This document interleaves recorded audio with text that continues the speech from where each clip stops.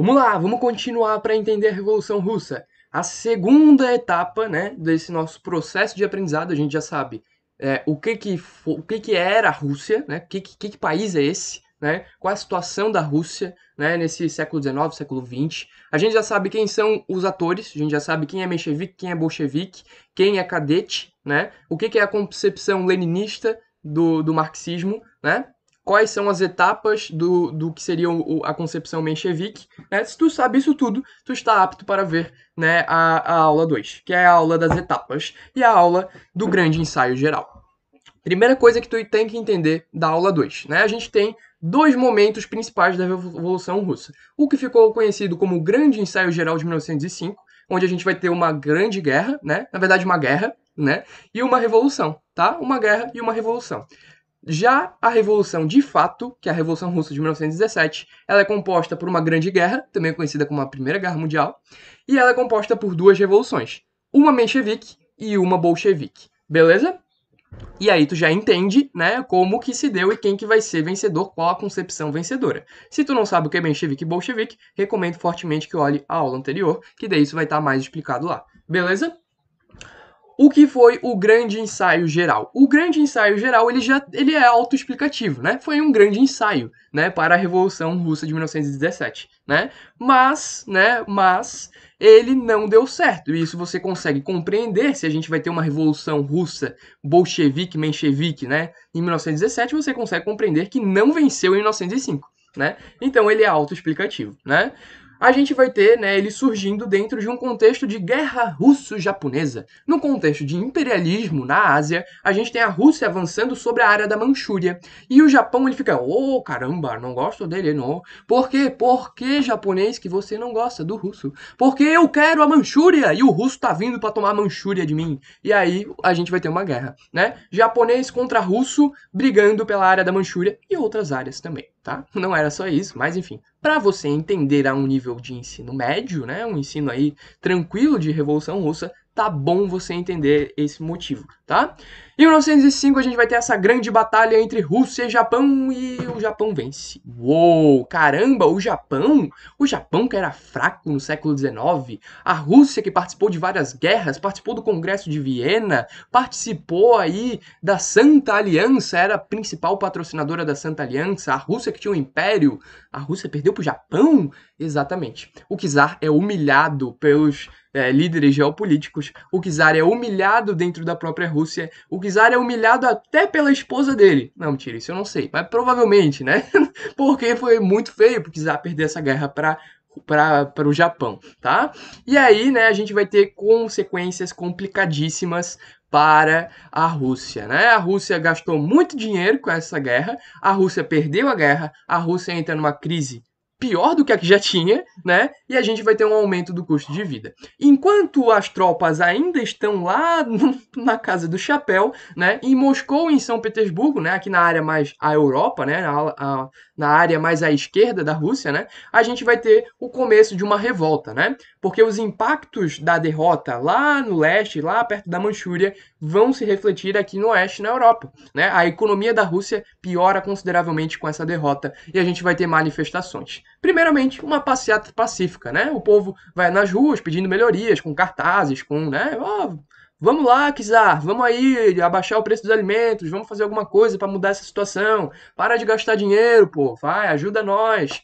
E aí, né, a gente vai ter o czar com muito medo de perder legitimidade, vai decretar o Domingo Sangrento, né, que foi o episódio conhecido como um dos domingos mais tristes da história da humanidade, onde a gente vai ter aí uma supressão desse movimento baseada na violência, né, um movimento aí pacífico, né, um movimento tranquilo dessas pessoas pedindo melhorias, vai ser aí completamente brutalizantemente, meu Deus, inventei palavra agora, brutalmente, né, brutalmente reprimido, com assassinatos, com violência, com, enfim, uma tristeza que você pode ver nessa imagem, né, as pessoas botando a mão na cabeça, meu Deus do céu, o que a gente fez para merecer isso, né, pessoas mortas aqui no chão, no que ficou conhecido como Domingo Sangrento.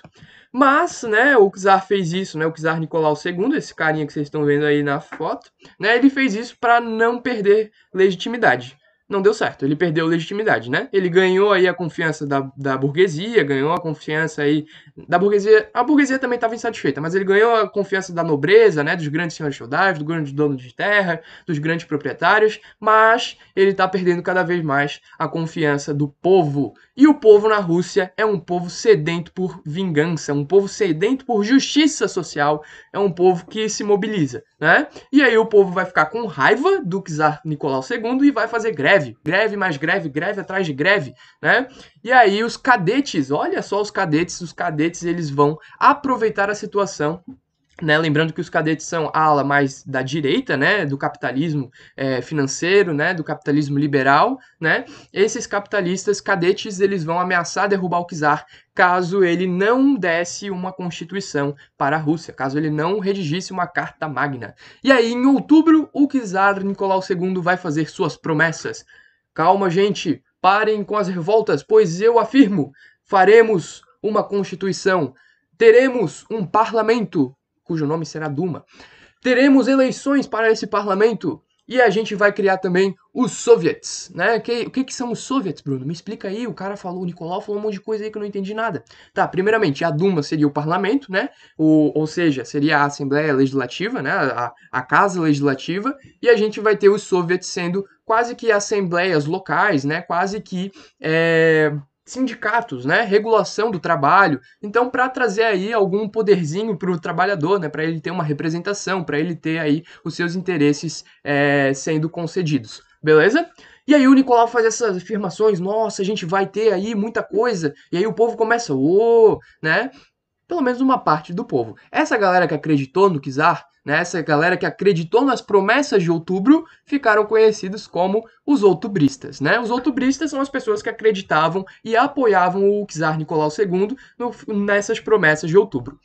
E ficou só na promessa, né? Quando a gente vai ter o início, né, da criação da Duma, do parlamento, das eleições, da criação dos soviets, a gente vai ter também umas rixas internas, né, dentro dos partidos, né, mencheviques contra bolcheviques, né, a gente vai ter uma rixa generalizada e vai dar confusão. O czar Nicolau II aproveita essa confusão dentro dos movimentos sociais e ele não vai cumprir as suas promessas, né? Ele consegue evitar a revolução, né? Ele posterga essa situação e ele não precisa abdicar do seu poder autoritário. Ele fecha a Duma, né? Ou coloca lá só uns fantoches na Duma para ficar trabalhando, mas nem tomam decisões nenhumas. E aí ele fecha os soviets, né? Não vai ter nenhum tipo de sindicato e ele cancela as eleições, voltando a ser o que ele é, um autocrata, um czar absolutista, né? Aqui eu trago para vocês algumas imagens, né? A imagem do czar Nicolau II, esse bigodão aí. Até que o homem era bonito, né? Apesar de ser um grande de um paspalho,